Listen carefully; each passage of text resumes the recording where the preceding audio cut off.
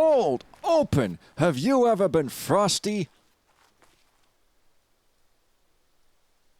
Have you ever wanted to have a real nose instead of a carrot? Oh, look at the pretty flowers and the pop-in in the distance. This GeForce GTX 1070 sure is a beast. Firmament is coming out in May, and I probably won't have the equipment to play it, but I hear GPUs are stupidly cheap these days. I don't know. I guess I'll just have to try it and see how it goes. You know, Cyan Games known for being a little hardcore, raw, and untethered. You never see him smile or enjoy life at all, ever. Boop. It's time for the post-Celeste fuck around, yeah. Me and Celeste, we got an open relationship. I want her to have all the hot sex she could possibly ever want with everybody. Bill Clinton, George Washington, my mom. There was a shocking resemblance found between trees and a courtroom. They're both thin, tall, spindly, and have leaves at the top. Angel Loader, when you scan an FM, it doesn't recopy the README or reload it. Now, having it reload is trivial enough. But when you scan a 7-zip README, well, it actually caches the READMEs right then as part of the scan because it's got them extracted anyway, and it would take like chugging through the archive again to copy them after, so it doesn't at the same time. But it doesn't do it for zips because that would actually be slightly slower because the zips, it reads the content of certain readmes into memory out of the archive, but not all of them, because it doesn't read the content if it knows it's not going to want to use it, like if it's HTML or if it's not English or something. Yes, Angel Loader is bigoted towards English, or against it, whatever, hey. So, I mean, like, yeah, now I'm just thinking of clever techniques that I could use to keep performance up. I'm going to do a video about all the ways Angel Loader is fast, even though you'd swear it wasn't. How much do I really have to say today? We're sort of retreading the same old ground around here. Let me into this magnificent thing that's probably going to get me another flim. Hopefully it's Edward F. Kelly. Well, what? I don't understand these blue things. They're supposed to say that they take away blocks, but then they could be in their own compartment somehow.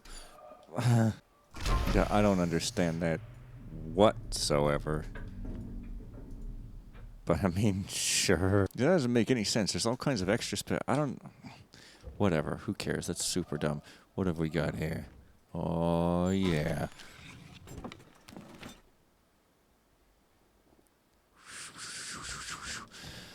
Oh, okay, fine. Oh.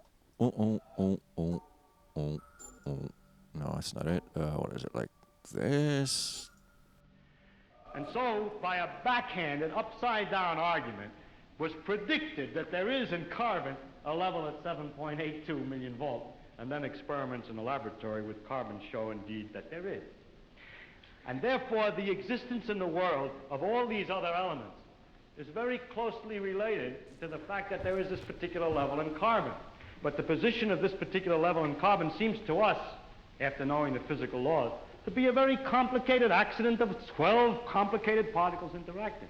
So I wish to illustrate by this example that an understanding of the physical laws doesn't give you an understanding in a sense of understanding significance of the world in any way.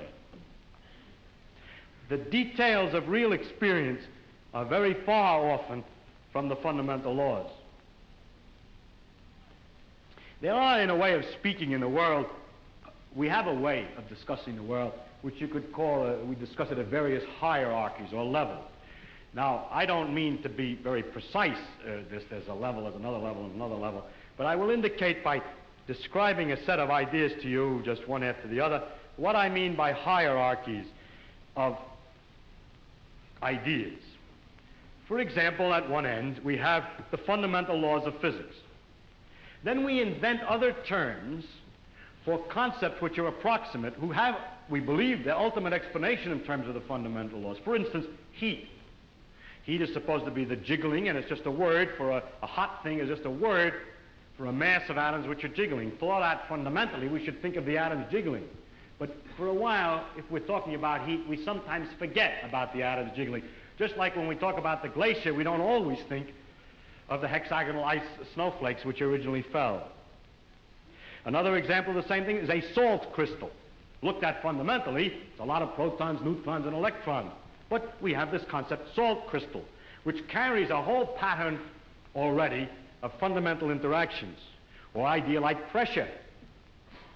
Now, if we go higher up from this, in another level, we have properties of substances like refractive index, how light is bent when it goes through something, or surface tension, the fact that the water tends to pull itself together, is described by a number. I remind you that we have to go through several laws down to find out that it's the pull of the atoms and so on, but we still say surface tension, and don't worry when we're discussing surface tension of the inner workings, always. Sometimes we do, sometimes we don't. Go on, up in the hierarchy. With the water, we have the waves, and we have a thing like a storm. We have a word for storm, which represents an enormous mass of phenomena. Or sunspot, or star, which is an accumulation of things. And it's not worthwhile always to think of it way back. In fact, we can't, because the higher up we go, we have too many steps in between, each one of which is a little weak, and we haven't thought them all through yet. If we go up in this hierarchy of complexity, we get to things like frog, or nerve impulse, which you see is an enormously complicated thing in the physical world, involving an organization of matter in a very elaborate complexity. And then we go on, we come to things, words, and concepts like man, and history, or political expediency, and so forth, which is a series of concepts that we use to understand things at an ever higher level. And going on, we come to things like evil and beauty and hope. Now, which end is nearer to the ultimate creator, or the ultimate in this? Or if I make a religious metaphor, which end is nearer to God? Beauty and hope, or the fundamental laws? I think that the right way, of course, is to say that the whole structural interconnections of the thing is the thing that we have to look at, and that the sequence of hierarchy, that all the sciences and all the efforts, not just the sciences, but all the efforts of intellectual kind, are to see the connections of the hierarchies is to connect beauty to history, is to connect history to man's psychology, the man's psychology to the working of the brain to the neural impulse to the chemistry, and so forth, up and down, both ways. And today we cannot, and there's no use making believe we can, draw carefully a line all the way from one end of this thing to the other. In fact, we've just begun to see that there is this relative hierarchy. And so I don't think either end is nearer to God's. And it's to stand at either end and to walk out off the end of the pier only, hoping out in that direction is the complete understanding, is a mistake. And to stand with evil and beauty and hope, or to stand with the fundamental laws, hoping that way to get a deep understanding of the whole world with that aspect alone, is a mistake. And it is not sensible either for the ones who specialize at one end and the ones who specialize at the other end to have such disregard for each other. They don't actually, but the people say they do. So. But that actually the great mass of workers in between, connecting one step to another, are improving all the time our understanding of the world, both from working at the ends and working in the middle. And in that way, we are gradually understanding this connection, this tremendous world of interconnecting hierarchies. If you expected science to give all the answers to the wonderful questions about what we are, where we're going, what the meaning of the universe is, and so on, then I think you could easily become disillusioned and then look for some mystic answer to these problems. How a scientist can take a mystic answer, I don't know, because the whole spirit is to understand. Well, never mind that. I don't understand that. But anyhow, if you think of it, though, the way I think of what we're doing is we're exploring. We're trying to find out as much as we can about the world. People say to me, are you looking for the ultimate laws of physics? No, I'm not. I'm just looking to find out more about the world. And if it turns out there is a simple ultimate law that explains everything, so be it. That would be very nice to discover. If it turns out it's like an onion with millions of layers and we're just sick and tired of looking at the layers, then that's the way it is. But whatever way it comes out, its nature is there, and she's going to come out the way she is. And therefore, when we go to investigate it, we shouldn't pre-decide what it is we're trying to do, except to find out more about it. If you say, but your problem is, why do you find out more about it? If you thought that you were trying to find out more about it because you're going to get an answer to some deep philosophical question, you may be wrong. It may be that you can't get an answer to that particular question by finding out more about the character of nature. But I don't look at it. My interest in science is to simply find out about the world. And the more I find out, the better it is. I like to find out. There are very remarkable mysteries about the fact that we're able to do so many more things than apparently animals can do, and other questions like that. But those are mysteries I want to investigate without knowing the answer to them.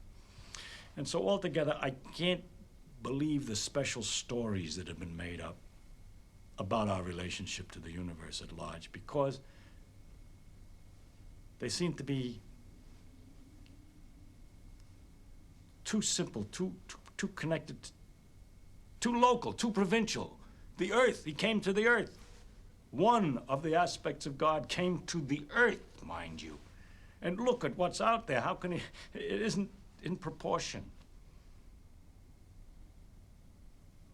Anyway, it's no use arguing. I can't argue it. I'm just trying to tell you why the scientific views that I have do have some effect on my beliefs. And also another thing has to do with the question of how do you find out if something's true?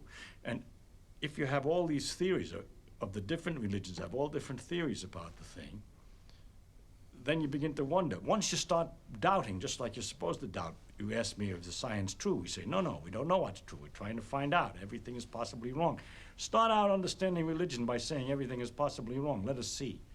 As soon as you do that, you start sliding down an edge, which is hard to recover from. And so with the scientific view, or my father's view, that we should look to see what's true and what may not be true, once you start doubting, which I think to me is a very fundamental part of my soul, is to doubt and to ask. And when you doubt and ask, it gets a little harder to believe.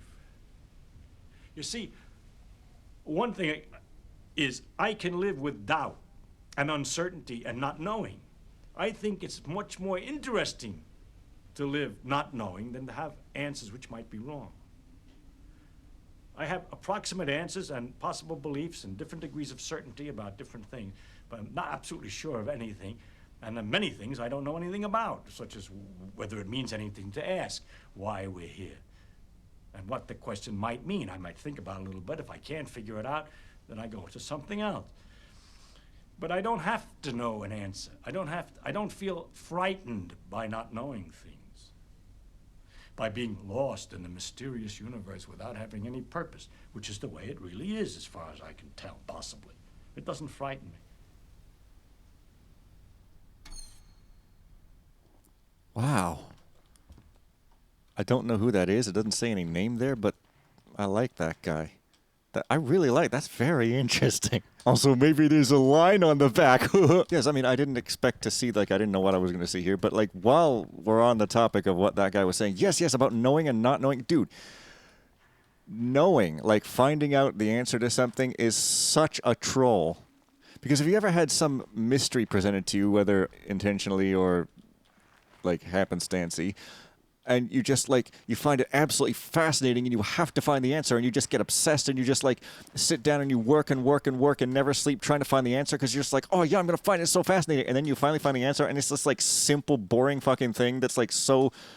And you're just oh, I guess I know that now. Wow, what an anticlimax. I mean, whereas wonder, not knowing... I mean, I like the idea that there's things that can't be known, that there's things that our brains couldn't even understand even if they were possible to be known in theory. I really like that concept because the idea that everything in the world is just something that fits neatly into these systems we've created and everything is just... It's so depressing. It's everything is just in this box. There's nothing outside of it. Everything is explained by some idiotically simple set of rules and nothing has any sort of meaning at all. And there's nothing mysterious really and everything can be known. It's so fucking boring and lifeless. I like the idea that there's things that will break your brain no matter what, and things that just don't make any sense, things that contradict themselves by their nature. I love that concept. Maybe that's why I love surreality so much. It's just far more interesting. Anyway, this guy probably said it better than me, but I don't know. I'm going to go look on the wiki to find out who that guy is. Anyway, yeah. But I'm not going to watch through this whole thing again, interesting as it is from the back, just to, like, find out if there's a line. I mean, for real. Or maybe I'll cut that entire very fascinating part out. Oh, what was I saying? Celeste with an ice cream cone on top. There's a place here called the Ice Cream Mountain. It's an ice cream place. At least there was. I don't know if it's still there. I haven't driven the mountain road in a long time. And also, I haven't been to the Ice Cream Mountain since I was a kid, if I ever went there at all. I don't know. My mom also didn't like me eating ice cream as a kid. Boy, howdy. She didn't like anything. Now, it might seem odd that I say I like things like that because that's the kind of thing that frustrates me. Like when things contradict themselves or don't make sense, I get super annoyed and frustrated and angry and start screaming and foaming at the mouth. But then sometimes I don't if it's the right context. I don't know. Like if someone on a forum is assuming a premise that contradicts the thing they're saying and I'm being so dumb and illogical, I'm just like... But then... sometimes I'm just like, but I like that there's things in the universe that contradict themselves and that are one thing and the other thing and that literally are like anti-logical and cannot fit but still somehow exist. Oh, it makes no sense and it's great. I'm a man of many contradictions, such as that one and then another one and maybe something else. Freedom, freedom, freedom. I'm out of your label and into my own, which is equally prisonous. Ah! Premature optimization is a funny thing that people talk about, you know, sort of like the go-to statement where it's like go-to considered harmful because they didn't really have, because back then people were using go-to in place of structured code, whereas these days, if your language has go-to at all, it'll probably be scope limited and all that stuff. So telling people not to use go-to these days is kind of like not warning against a relevant problem because like no one's going to use it anyway in any dangerous place because you've got if and structured constructs and all that stuff, or like switch and loops and stuff. Sorry, not if everybody always had if, while and stuff, whatever, for. So no one's going to even think to use goto unless it's some stupid case where we need to break out of a nested loop and there's no other way to do it. So warning against it is like, it doesn't matter because no one's going to abuse it anyway. Anyway, premature optimization, you know, if you want to build a race car and you build a semi-truck instead and you're like, well, that's okay, I'll just optimize it later. And then you finish building it, and comes time to optimize it. You're like, okay, what can we do? Well, I guess we could slap an aero roof piece and maybe like an aero piece on the trailer. And that's about it. That'll gain you like a slight amount of efficiency, but nothing's going to change the fact you've got a freaking semi trying to run a race. So, you know, you want to pick a car that is not a semi. That's not premature optimization. Premature optimization is like you buy a compact hatch and then you strip all the extra weight out of it. You put a more powerful motor and tune it till it drops. You take all the entertainment center and radio and extra seat out of it to get you drill holes in the chassis to lower the weight. And then you put like a spoiler and ground skirts on it and all that because you think you might go racing someday, maybe in 10 years, and you just want to be prepared to make it fast. That's premature optimization. If you're like, I need a grocery getter, should I get a semi-truck or should I get a hatchback, and you choose the hatchback, that's not premature optimization. That's just being sane. So should it be with programming, my friends. Also, if you're building a race car and you're like, okay, look, I know I'm not an expert on race cars. I don't know what's the absolute cutting-edge, most efficient race car design. But look, I know the basics. It's got to be small, low to the ground, aerodynamic, light. It's got to have probably sticky tires. It doesn't need any sort of consumer accoutrements like a entertainment system. It probably doesn't even need a passenger seat, doesn't need a trunk. So take all that out. You know, the obvious stuff. And maybe you won't end up with the best race car ever, but your opponents are not race cars. Your opponents are all semi-trucks with Volkswagen Beetle engines in them. So you blow the pants off of everybody still. And let me tell you, blowing the pants off of people, pretty sexy. Assuming everyone has agreed to it, of course. Don't want to blow someone's pants off when they're uncomfortable with it. Always ask permission before pants blowing. Although you may want to blow other things. Might be more fun. But Hey, maybe some people just like pants. Put a fan right to your pants and blow air onto them. Oh, yeah. What a completely messed up, muddled episode this is. And they got this big-ass, like, hour-long movie in the middle that I don't know what I'm going to do with. And then I cut out my premature optimization thing. I never prematurely optimize, of course. I do it all after the fact for like an hour. And then I just start coding immediately again because I don't have any downtime, baby. It's actually quite inconvenient, you know? You're just like, man, I sure want to do something else with my day. But alas, my style is the horniest. My blackberries are the thorniest. And they got wasps, so I don't pick them. I just let them fall on the ground. Ooh, sounds biblical. You will know it's time to turn the page when you hear this sound. Your mom. One time, way long ago, I was hanging out with my sibling. Well, I think we were doing like audio recording for an album at the time, maybe. Or maybe we were just planning to do such. Because we didn't have a studio, it was just the room, and the mic didn't have a good interface either, so the vocal quality was shit. But anyway, they had this book. It was like I guess like a science fiction-y book. It might have been William Gibson or some such author. And I was like just playing around, and I opened the book to just like some random page, and I just instantly started reading whatever was there. And it took me like a sentence and a half before I realized that I was reading the middle of a sex scene. Like just happened to open it. I was just like, and then she impaled herself. Oh, it was great. Well, with that story out of the way, and assuming that you have all climaxed sufficiently, I guess I'll end this and see what the hell I even want to do with it. Bye. Next time is Celeste. Farewell. I thought I was gonna call it Forbidden. The moon is forbidden. Since this video is already going to be controversial due to the esteemed Mr. Feynman mentioning science and God in the same breath and all, why not say other things that are controversial, like line-apples are like pineapples, but they're lies.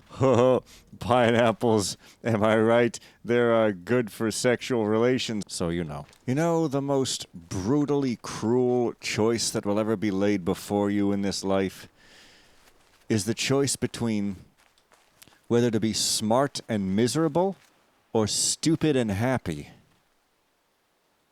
It's like, do you want ice cream with arsenic syrup, or do you want chocolate cake with cyanide sprinkles? There was a time when we were young. Remember when we played for fun? As opposed to playing for some ulterior motive. No, I hate playing this Nintendo. I want to go outside and do something boring, but my mom says that I have to stay inside and play Nintendo, or I don't get to go to school some more. I'm pretty sure that's how it went. I mean, it just doesn't make sense. You got a limited lifespan on this planet, and on one hand, does it make sense to do anything but seek happiness and joy? Or whatever flavor of those you want? Does it really make sense to be like, no, I'm going to like try to be as smart as possible and like not really believe in anything good and just constantly take the safe opinion, which is to say everything sucks, and like be really well thought of and pat on the back. Oh, he's so smart and intelligent. Oh, very, very, very good mind. I should think he would have 2 good minds. Because, like, all these legendary people were like that. Like, he was miserable, but he was super smart, and we like him. Is that... I mean, that's respectable. But, like, what's the point of your life if all you've really done is perpetuate more misery? But if you're seeking to be happy, joyful, whatever flavor you want to call it, then you're just stupid. Because then you have to believe in things that are like highly evidenced to not be true, but you believe them anyway because that's otherwise how are you ever going to feel positive about anything? You know, the left brain stuff doesn't satisfy me. I'm good at it, and it's satisfying in the very small petty sense, like eating a crouton is satisfying because it crunches, but it's not like actually satisfying in any deep way. It's not really super filling, or it doesn't even really have a flavor. It's just something you can do to distract yourself. Problem is, I ask too many questions. Problem is, I'm one thing and then I'm the extreme other thing. I'm like way left brain, and then the other half of me is way right brain and wishy-washy and super happy, joy, and believing in happy, silly shit. And the other part of me is like way the fuck over there, like, no, none of this shit. It's like brutally logical, or shut the fuck up and go away. There's no in between. I hate that I'm both. If I was one or the other, at least I wouldn't be in this war with myself constantly. What's with these stick insects anyway? Yeah. But yeah, like the esteemed Mr. Feynman there talking about science, and like lots of people are really actually find that fulfilling. I find science interesting in a like put the Lego blocks together kind of way, or a solve the puzzle in the puzzle game kind of way, or whatever, but it's not fulfilling. And it's insane to me that anyone would find it fulfilling. I mean, I know, different strokes for different folks, to use a very old-fashioned phrase. Sorry, I'm remembering a comic I once read recently but it's just not. And like I get that if you do science, you can come up with all manner of wonderful things that will lead to wonderful inventions, many of which I use, the computers and all that. It's all the product of science, and I get that, and I appreciate it, but like at the same time, I don't feel like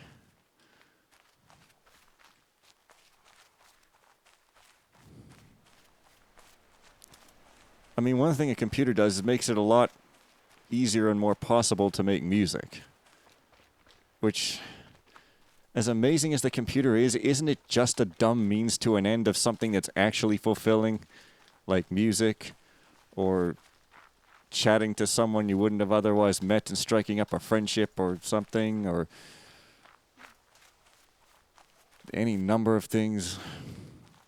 Isn't it all just a great big fucking overcomplicated, overwrought way to get to the really important shit? That's like with programming. I mean, I enjoy it in some sense of the word.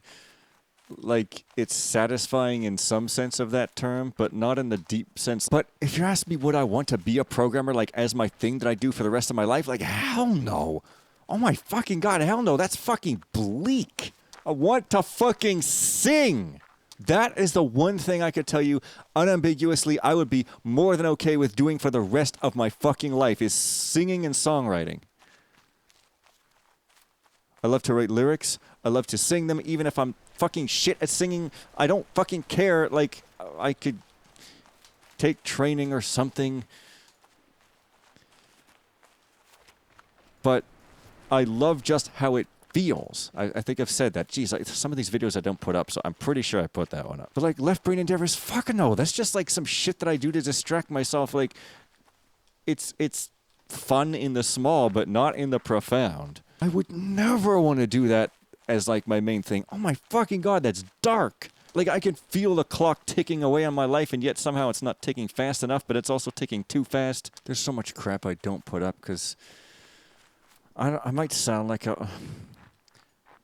I'll be controversial if I can cloak it enough that no one's going to ask any fucking questions, but like, I really don't want to cause any fucking drama. Like, after that time when I came back that one time, I started just yapping off in these videos about shit, and then I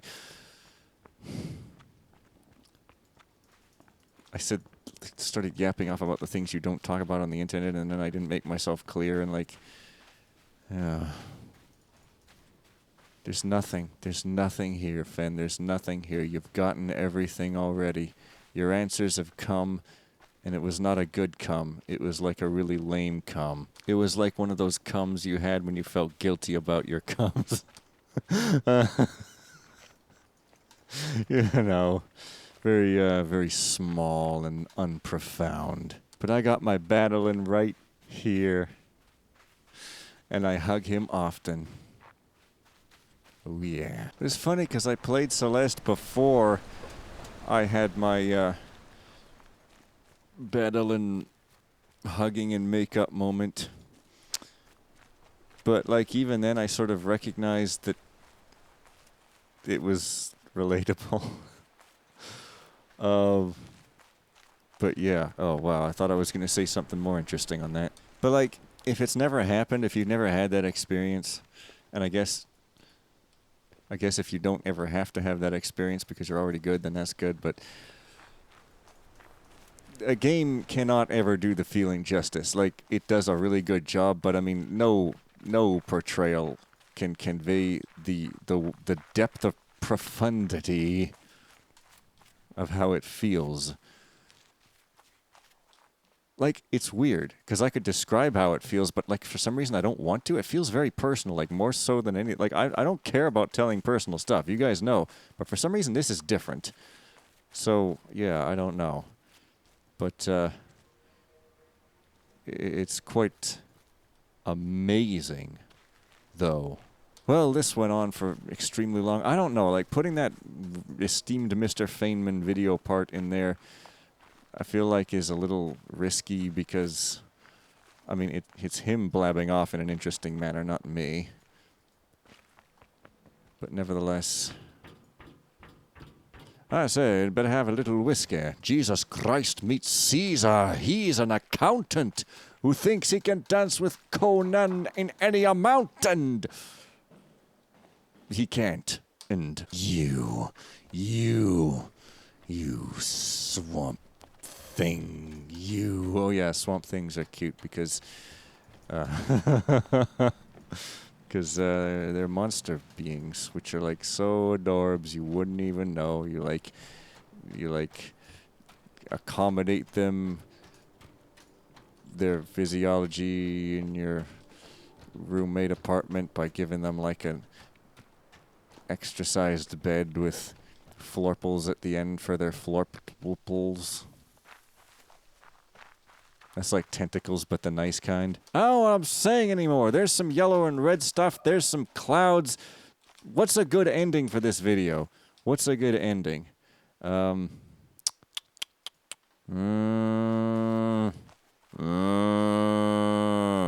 a cow. Brilliant. Then we tied her up and shipped her off to Guantanamo Bay and disappeared her off the face of the earth after brutally torturing her to make sure that no one would ever complicate our argument ever again. We speak for people without asking them, and if those people think differently than we think they think, we have to kill them so that they don't make us wrong! Now, it may surprise you to know that I am also the object of being spoken for, but I was too scared to fight back at the time. Because that's the whole fucking idea. But I'm as big as you now, if not bigger, so you can't pull that shit anymore.